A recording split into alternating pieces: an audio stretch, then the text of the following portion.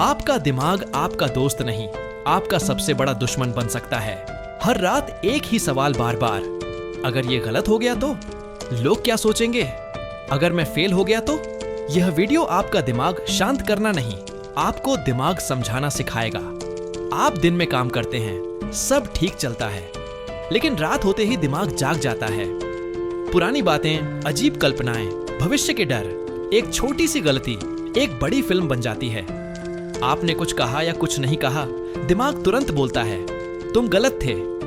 आप सोचते रहते हैं, लेकिन कोई हल नहीं मिलता, बस थकान मिलती है।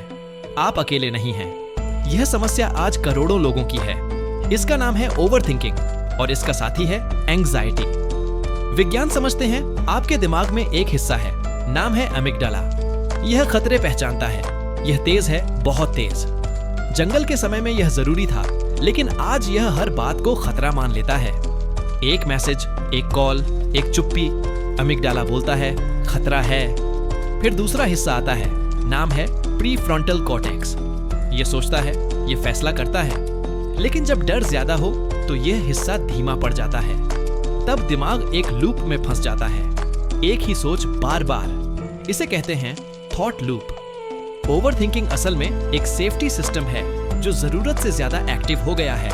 यह पागलपन नहीं है, यह खराबी नहीं है, यह गलत ट्रेनिंग है। एंग्जाइटी कैसे जुड़ती है?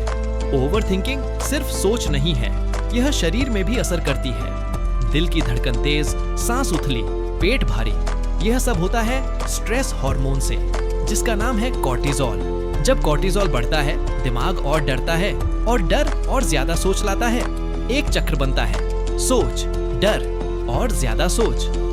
अल्बर्ट आइंस्टीन की कहानी, दुनिया का महान वैज्ञानिक अल्बर्ट आइंस्टाइन। लोग सोचते हैं वो हमेशा शांत था, सच अलग है। आइंस्टाइन बहुत ओवरथिंक करता था। वो घंटों एक ही सवाल पर अटका रहता।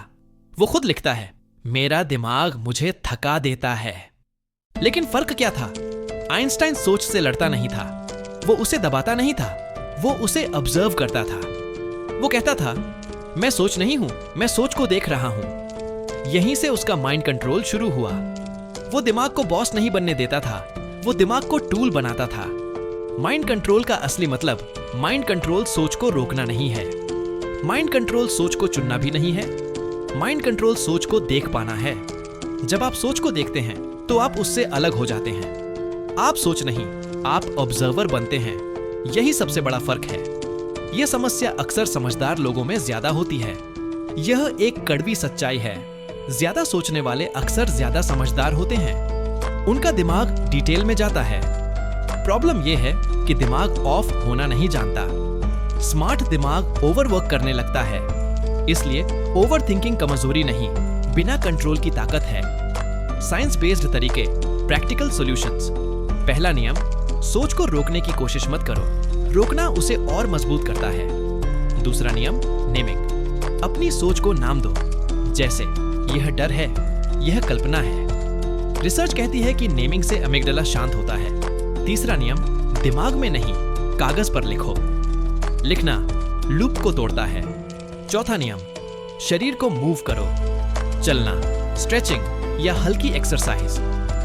मूवमेंट से स्ट्रेस हार्मोन घटता है, यह साबित हो चुका है। रात की ओवरथिंकिंग का सच। रात में ओवरथिंकिंग क्यों खतरनाक लगती है?